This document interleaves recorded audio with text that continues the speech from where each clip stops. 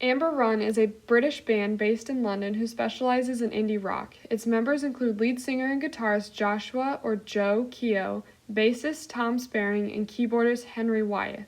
Since their inception, Amber Run has had a rocky career. According to Abby Jacobson of Beyond the Stage, early in their career, the band signed with Sony and released their first album.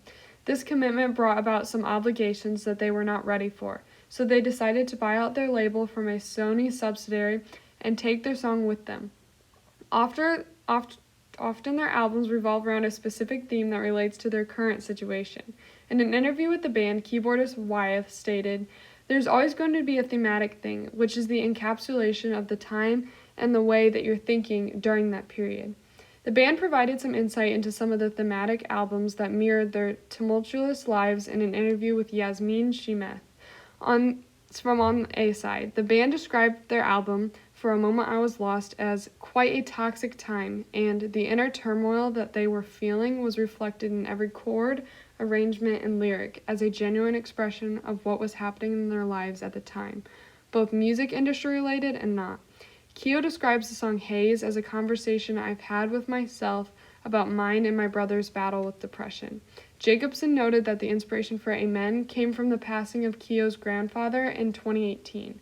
Amber Run breathes a lot of vulnerability and life experience into the lyrics of their songs, which translates to connections with the audience. Joshua Keogh wrote Amen during an extremely low point in his life. Using real-life experiences and emotions to write the lyrics for their songs establishes the ethos and the need to establish credibility with their audience. He and the rest of the band were struggling with their career after being dropped by their record label. Then, more tragedy struck when Keogh's grandfather passed away unexpectedly. Keogh said that Amen is the eulogy he wished he gave at his grandfather's funeral. He goes on to say, "It's a beautiful way to be able to remember my grandfather and the relationship we had." Keogh poured every thought and feeling he had during this misfortune, which establishes his credibility and demonstrates to his audience that he can be trusted to write from the heart. The band felt this song could be special to all of those struggling with the loss of a loved one or even those dealing with a grim time in their life. Amen is a beautifully written song with a powerful meaning behind its words. Its bold lyrics can bring to light feelings that listeners may not have spoken aloud before. Grief is something all people experience in their lives, so the audience can make an emotional connection to the lyrics. Some are better at dealing with it than others. Keogh wrote the song to grieve the loss of his grandfather. His raw emotion can be felt through both the lyrics and the instrumentals. Although short, Amen encompasses every feeling and thought that happens when dealing with the death of a loved one.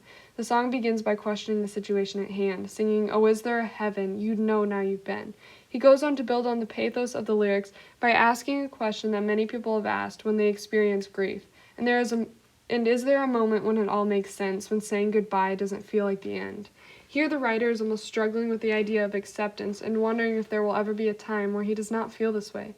Finally, the lead singer reaches a climax that expresses the anger he feels. "I don't want to be here, I don't know what to do, sometimes I'd rather be dead, at least then I'm with you." Some may interpret these proclamations as the stages of grief after the loss of a loved one. In between each of these stages, Amber Run proclaims Amen repeatedly, as if in prayer or calling out to God. The melody starts off as mellow in tone and without much range. It creates a very somber mood to match the content of the lyrics. The keyboard and guitar work together to create low, repetitive chords which sound like a hymn. Keogh's voice is soft and subdued at the beginning, which seems prayer-like. As the song progresses to the last verse, the instruments build in volume and intensity, and Keogh's voice draws to the audience by using a desperate, pleading voice. This creates a dramatic impact within the listener as they hear the strong voice and the even more powerful message of the lyrics. Amber Run's first-hand experiences impart a sense of logos into their music. The band is relatable and trustworthy because the audience can connect to the honest and sincere nature of the band. In the interview with Sarah Fagan, Keogh discusses how their songs impact their audience. "I think that's what Amber Run can give to people and is one of the most important things to us, is that we can sing this kind of stuff, we can put our hearts on our sleeves a little bit and show a little bit of vulnerability, and then people can reciprocate that. The audience knows that Amber Run will produce genuine lyrics gathered from real-life experiences in hopes of capturing the heart of Liz." Like Amber Run, musical duo 21 Pilots writes from the heart and personal experiences. The band can be best described as having an alternative style. They're best known for their wide range of music, which includes multiple distinct genres. According to Rolling Stone magazine, lead singer and songwriter Tyler Joseph and drummer Josh Dunn both come from a small town in Columbus, Ohio. They were both raised in conservative Christian homes with strict parents. Andy Green goes on to describe how they came up with the name for their band.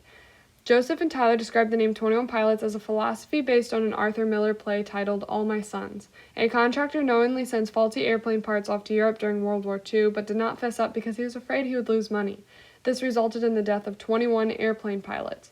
Joseph, who declined a basketball scholarship from Otterbein University to explore music, explains to Green, "I could relate to the fact that making the right decision in life sometimes takes more work," says Joseph. "It takes more time and it can feel like you're going backward." Both Joseph and Dunn would secretly watch movies like Terminator or listen to rock music, which was strictly forbidden.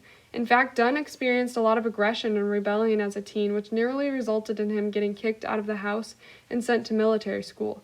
Both Joseph and Dunn use inspiration from their upbringing and life experiences to deliver unique messages to their audience. Joseph is responsible for writing the lyrics for all of their songs. Friend Please is a straightforward message about the struggles of depression and suicide. Joseph and Dunn use their music as a platform to explore mental health issues. In an interview with Woodrow White, Joseph says, "My music is me talking about it and is the window into it, but I don't think it is healthy for me to give you the keys to that house." The personal challenges that the duo experiences become the inspiration for their music. This helps to establish ethos, which gives the band credibility with the audience when they write about such sensitive issues. Friend Please is a musical approach that tackles mental health issues. It talks of a friend struggling with the idea of continuing their life and a narrator who's concerned and trying to help. The powerful lyrics create a conversation between the singer and the audience, almost like he is speaking directly to the listener. This heart-to-heart conversation will connect with audience members who may also be struggling in the same way as the friend. He begins the song speaking directly to the listener. "I feel for you, but when did you believe you were alone?" The narrator is saying, "I understand what you are going through, I care about you, but I am going to be here for you." Throughout the song, the lyrics in the chorus plead with the friend, saying, "I know you want to leave, but friend, please, don't take your life away from me." As the song nears the last chorus, the narrator expresses that he will not give up on the friend, no matter how long it takes to work through this challenging time. He sings, "Would you let me know your plans tonight, 'cause I just won't let go till we both see the light." Listeners might be encouraged by the lyrics and seek out help from a loved one. The instrumentals have a ballad-like quality, which helps to tell the story of struggle and pain. Along with the lyrics, this further creates the pathos that is needed to connect with the audience. The singer draws out his word and enunciates the words to make sure the friend can clearly hear his message. He also wants the friend to feel safe and secure. The melody is like a roller coaster with highs and lows, which mirror the emotions that are being experienced by the friend and narrator. The highs resemble a sense of urgency, while the lows symbolize despair. The instrumentals are just as important to the story as the lyrics are. It provides the emotional appeal that the audience desires. Joseph's mental health struggles provide the logos needed to back up the content of his songs.